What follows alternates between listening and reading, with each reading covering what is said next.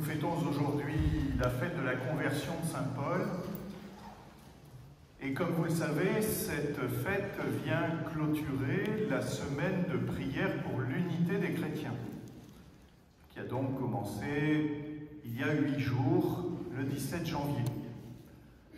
Nous avons été invités à prier tout spécialement pendant cette semaine pour l'unité des chrétiens. Vous avez peut-être été invités à participer à telle ou telle rencontre avec des protestants, avec des orthodoxes, pour essayer d'abord de leur témoigner notre fraternité et ensuite prier ensemble pour que cette unité se construise. Parce que le manque d'unité, encore aujourd'hui, doit nous choquer. Jésus a prié pour l'unité des chrétiens, Jean chapitre 17, « Père, qu'ils soient un, comme toi et moi, nous sommes un. » Or, les chrétiens sont divisés, et cela depuis 2000 ans. Donc, prier et garder cette intention pour l'unité des chrétiens est important, pas simplement pendant une semaine, mais tout au long de l'année et au fond de notre cœur. En même temps, quand on y réfléchit, on se dit que l'unité des chrétiens, bien sûr, ça concerne ce qui peut nous réunir, nous rassembler entre chrétiens de différentes confessions, protestants, orthodoxes, anglicans, catholiques, etc., etc. Mais l'unité est aussi à gagner à notre échelle, à notre niveau. Comment essayer de prier pour l'unité, de construire l'unité avec des protestants ou des orthodoxes, si nous, d'abord catholiques, nous ne cherchons pas cette unité? Elle est un défi d'abord pour nous. Alors évidemment, nous avons la chance, nous, de nous dire, il y a un principe visible d'unité dans l'Église catholique, ce que n'ont pas, par exemple, les protestants et les orthodoxes, qui est le pape. Le pape, un seul chef terrestre représentant le chef céleste de l'Église, qui est le Christ. Et de fait, c'est une grande force, et nous devons rendre grâce pour cela. Oui, le fait d'avoir un repère visible de l'unité. Mais nous savons bien aussi que l'unité des catholiques autour du pape est l'objet d'un travail, d'un combat. Si on s'écoute trop spontanément, et nous sommes au siècle, enfin depuis quelques siècles déjà, de l'individualisme, où chacun privilégie sa propre opinion, sa propre sensibilité, on a vite fait de se positionner là aussi, par rapport au pape. Ah, moi je préfère tel pape, je suis plutôt dans la ligne de Jean-Paul II, moi je préférais bien Benoît XVI, moi j'aime beaucoup François. Bon, très bien, on peut avoir des préférences subjectives. Une inclination, vous voyez, qui fait qu'on se reconnaît plus ou moins dans tel pape. N'empêche que le pape qui nous est donné aujourd'hui, c'est celui-là, c'est François, et c'est autour de lui que nous sommes invités à vivre l'unité. Et cela suppose bien que nous nous harmonisions, que nous soyons en communion de pensée et de prière avec lui. Ça ne veut pas dire, évidemment, et là il faut être un peu intelligent, ça ne veut pas dire que toutes les paroles qu'il prononce sont forcément directement inspirées de l'Évangile. L'Église elle-même nous dit qu'il y a plusieurs niveaux dans ce que le pape nous dit. Tout n'est pas un dogme. Mais au fond de nous-mêmes, vous voyez, pour construire cette unité, il y a cette attitude fondamentale de communion avec le pape.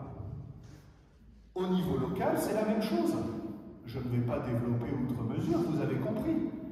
Par rapport à l'évêque ou à son coadjuteur, puisque nous vivons une situation un petit peu particulière, le principe est exactement le même.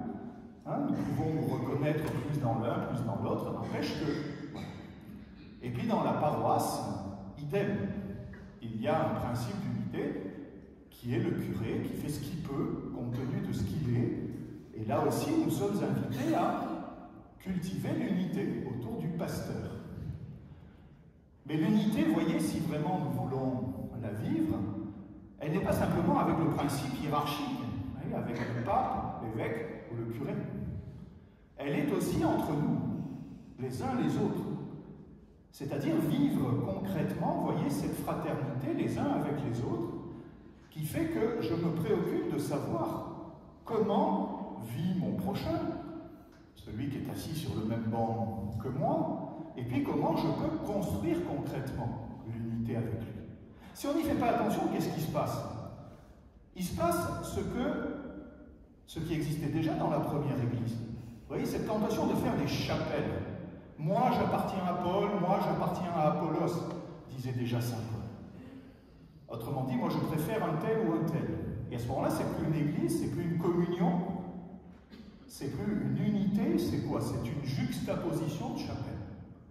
Ah oui, mais moi, j'appartiens à telle communauté. Sous-entendu, les autres ne m'intéressent pas, ou sont moins bien.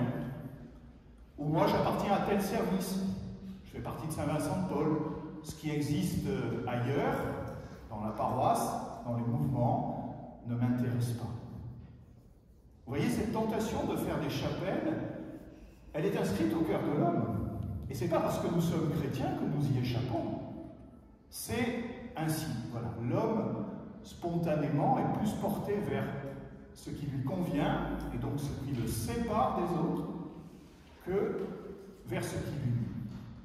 Et je pourrais encore développer un certain temps, vous le savez bien, dans les familles, dans les couples, s'il n'y a pas un effort constant pour bâtir l'unité de l'homme et de la femme, on a vite fait de se diviser, là aussi. Et dans les familles, il en va de même. Il y a au fond de nous, vous voyez, une espèce de pente naturelle, de facilité naturelle, à dire « moi, je veux faire ceci, moi, je veux faire cela », alors que ce à quoi nous sommes invités, à tous les niveaux, conjugal, familial, paroissial, ecclésial, c'est à construire l'unité. Alors cela suppose nos efforts, et peut-être aujourd'hui se poser la question, comment est-ce que je peux faire un petit pas en avant? Moi, là où je suis, compte tenu de mon âge, de ma situation, de mon engagement, comment est-ce que je peux poser un petit pas vers l'unité? Et puis demander aussi à l'Esprit Saint d'être cette force au fond de nous. Vous savez que dans la Sainte Trinité, c'est l'Esprit Saint qui construit, qui finalise l'unité. On le dit dans la prière, toi qui vis et règnes avec le Père et le Fils dans l'unité du Saint-Esprit, dans l'unité du Saint-Esprit. L'Esprit Saint nous est donné précisément pour bâtir cette unité. Eh bien, encore aujourd'hui, demandons-lui d'agir au fond de nos cœurs pour que nous soyons des artisans d'unité entre chrétiens à tous les niveaux que ce